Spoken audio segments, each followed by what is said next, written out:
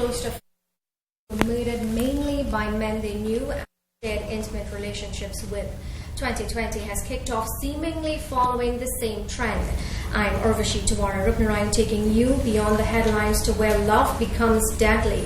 Our guest tonight, our social worker and CEO of the NGO Javila, Solon McDonald, President of the Coalition Against Domestic Violence and Attorney at Law, Roberta Clark, and clinical psychologist Kelly McFarlane. And we thank you all so much for joining us. But of course, it's difficult to get into a discussion as it relates to sexes. Just to lay a few things down, we're not about victim shaming, nor are we about generalizations, but of course data shows that women are being killed by men they know. Intimate partner violence. Women go through the same stresses as men: emotional, psychological abuse, infidelity, rejection, abandonment, but our headlines don't reflect that aspect of it. They don't say woman kills lover. You know, what makes life's challenges more hurtful for men? The floor is open. I'm trying to be gentlemanly and I'll say I don't know. One of the things about our society is we do not allow men to have enough of an exploration of that emotional spectrum so that we don't get to cry. You tell your boys, hey, man up. Good, you have an issue, you're hurt, suck it up, be a man. That's dangerous. We promote a level of aggression among young boys. If two young boys fight, most likely 60 out of 70 times, somebody is going to ask, rather than, hey, did you get hurt? They'll ask, did you win? So that already reinforces two things. And then the fact that there isn't that allowance for the fact that, listen, your pains, your hurts, your challenges need to have a healthy outlet. If we continue not doing that, we're going to continue having these headlines. And to add to that, one major aspect of conflict management is being able to express the way that you feel, feeling safe to express the way that you feel. So if, as Mr. McDonald said, boys and men are learning that it's okay to express emotions and feelings and talk about how you feel and what you expect from other people in a mellow way, then you would find that perhaps you'd get more violent, resort to more violence. I think both of those perspectives are true, but I also think we should not particularize the experience in Trinidad and Tobago. Gender-based violence and violence against women and girls is a worldwide phenomenon. And what is also a worldwide phenomenon is inequality, gender-based inequality between women, men, boys, and girls. So one of the things that we at the Coalition are saying, we have to stop talking about kinds of passion and when love turns deadly. This is about expressions of power and control. And yes, they are deeply embedded in stereotypes about masculinity and femininity, and we have to get to the bottom of culture and transform culture. But I think we have to de-romanticize it. It's not about love, it's about power, it's about control. And I think we have to understand it's really fundamentally about inequality, which of course is very tragic for women, but it's also quite terrible for men who are experiencing this societal expectation to be dominant. Just as you've already pointed out. So, just to follow up on that, aggression, research shows that aggression is equally shared. Women are as equally aggressive as men, but something makes men use violence as that outlet, physical violence at times. But I'm going to get your comments when we get back. For now, we're going to go to a quick break.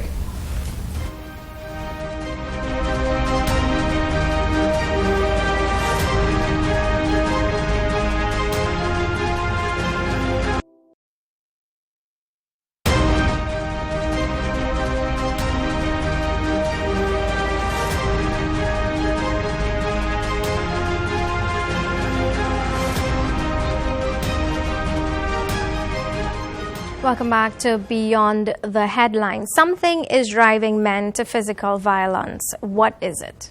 There is no drive. Violence is a last-ditch lash out when you have nothing else.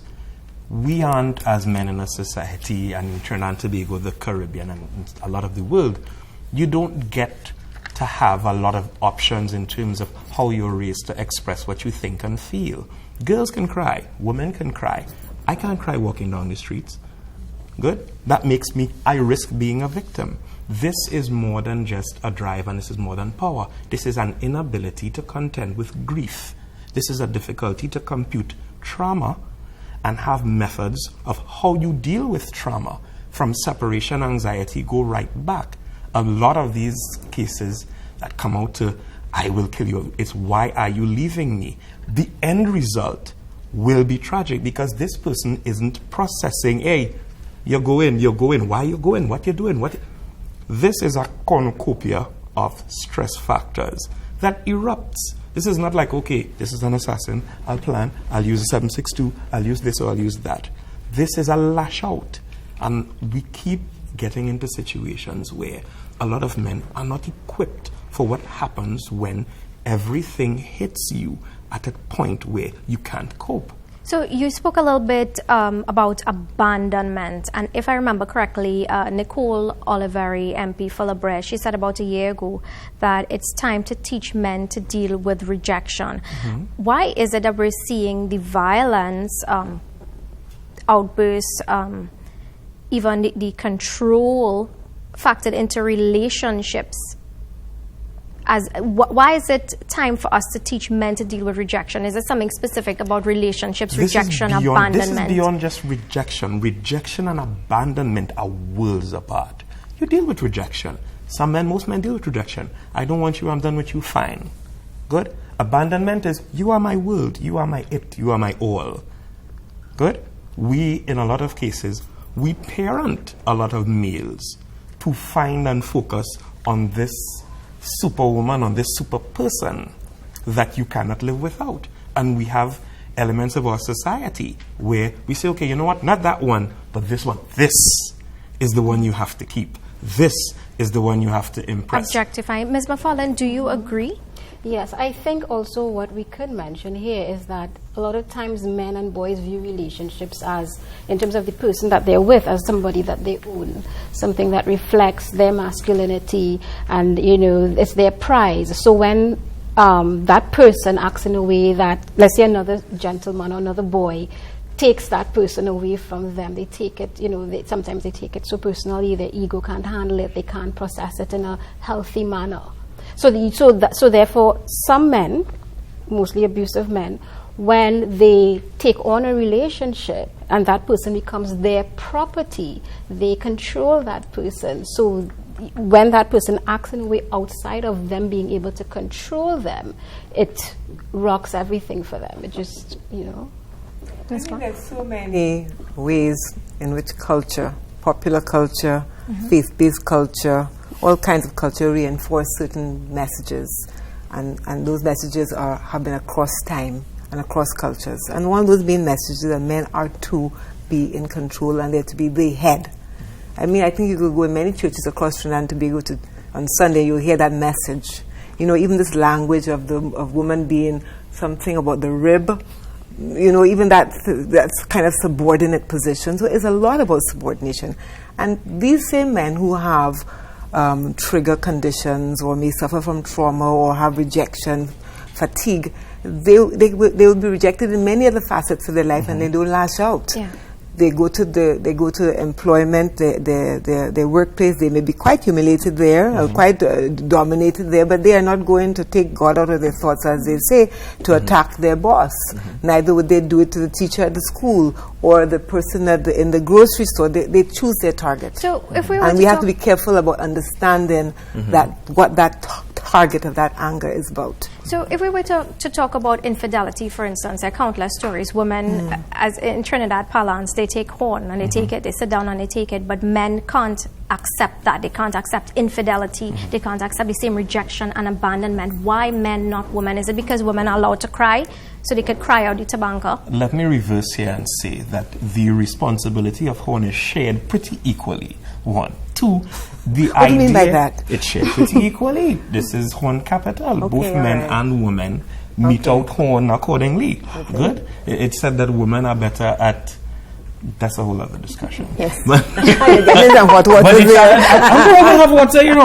challenge becomes, this is not just about power. Yeah. Power is an element of it. This is about lacking particular skills. This is about not being taught particular things. Good?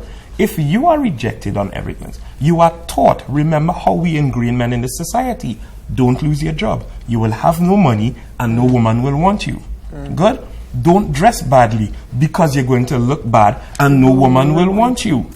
Okay? Have a nice car. Don't lose. Have a nice car. Put yourself in debt because then you'll be attractive and the right woman will want you. So this socialization towards, it's more than objectifying. It is you literally live under subjection by the society that says you do all of these things to ensure that the right woman gets to you and stays with you. So let's talk about all that in a world where women are achieving more. That glass ceiling is being broken. Can men accept that? Of course we can accept it. However, if the same society that says go forth woman will embarrass you when your woman makes more than you, what are we doing?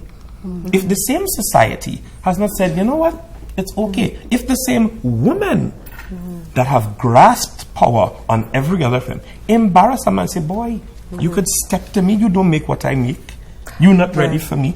This is also an addition to that dynamic. And there's no way that you can say, listen, fellas, go sit with whoever and talk about it. Go sit with somebody who will say, listen, brethren, don't beat up. Okay? I You want can to talk a lose little bit, or you can lose. I want to talk a little bit about mixed messages as well, which is, although we know this is a problem, and let us acknowledge, because we often fail to acknowledge that we're having discussions in the face of death.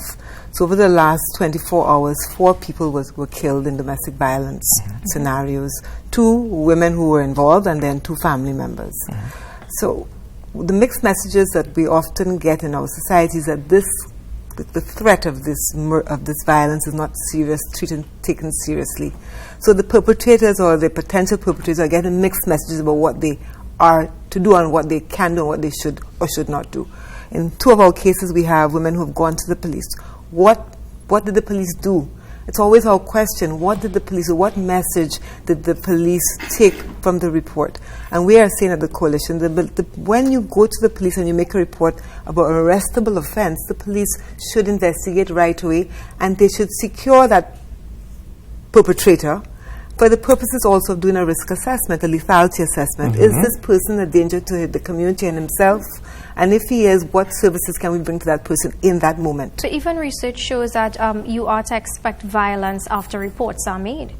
Well, the most dangerous time for women is when they leave, huh? I mean, I think that we have a psychologist here who will tell us about that. Well, and that's the reason why a lot of women don't leave or they're apprehensive to leave. So the first thing that a woman should do in that case is have a safety plan. Where am I going to go? Who's going to protect me? Who's going to take care of me? Where are my kids going to go? How am I going to manage my finances? What finances do I have? And then you go to the police. You obviously always make reports. Where does the state come in there? What is the status of safe houses and facilities? Salon, you laughed. So we've been talking about that quite a bit, the shelters. And so, in December we had, a forum on shelters in Trinidad and Tobago. And first of all, there's no shelter in Tobago. We have an organization, Women of Substance, led by Onika Mars. They're trying hard to set up a shelter in Tobago, so there's no safe refuge there. And here in Trinidad, where shelters were started by civil society organizations back in the 80s, they're struggling to keep the shelters alive because they are resource intensive and they're not getting sufficient support from the government. So I think we have to, the safety plan includes having a safe place to go. Yeah. Guys, we're kind of running a little bit short on time, so I'm going to ask you all for your closing comments. I know we just barely scratched the surface, but in closing, just a little bit of advice to men, women who need help. Okay, so women who need help, don't be afraid to talk to somebody that you trust, somebody that you think might be able to manage this well. Don't ever feel like you're weak for being in an abusive situation. You're strong for coming out of it. So just fight that fight.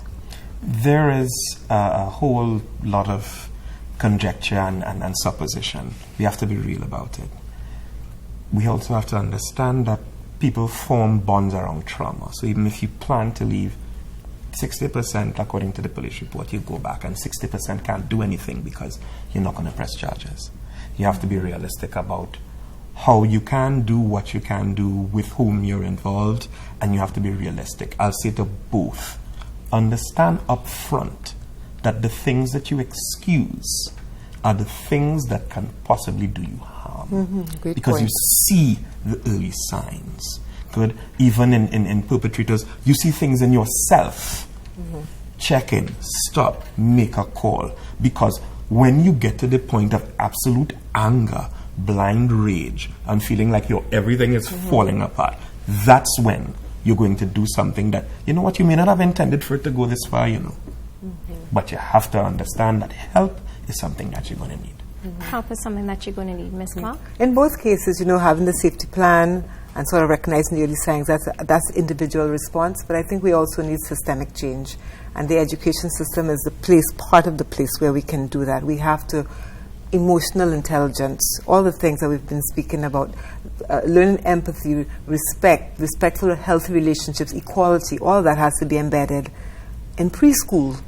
We're teaching ABC and 1, 2, 3, but are we teaching self-management, self-esteem? Those are the things that we have to really pay some attention to in this country. Emotional intelligence, how do we manage ourselves? Emotional intelligence, how we manage ourselves. Of course, Ms. Clark called for systemic change, and my panelists all agreed that the signs are there. And of course, if you are a victim of domestic violence, please call the coalition. And if you are a man who needs to get those emotions out, there's a hotline for you, and we're going to put it up on our screens, and it's called the Men Against Violence Against Women, and their number is 637-0924. You can, of course, reach them at 637-0924. I'm Urvashi Tawaruk, thank you so much for venturing with us on Beyond the Headlines. Panelists, let me thank you so much. But before we leave you, it's time for the People Meter results. We asked, do you think motorists pay sufficient attention to notices issued by the Ministry of Works and Transport about proper road use? Well, for those of you who voted, 24% of you said yes, while 76% of you said no. I'm Urvashi Tawaruk. Please do have a good night.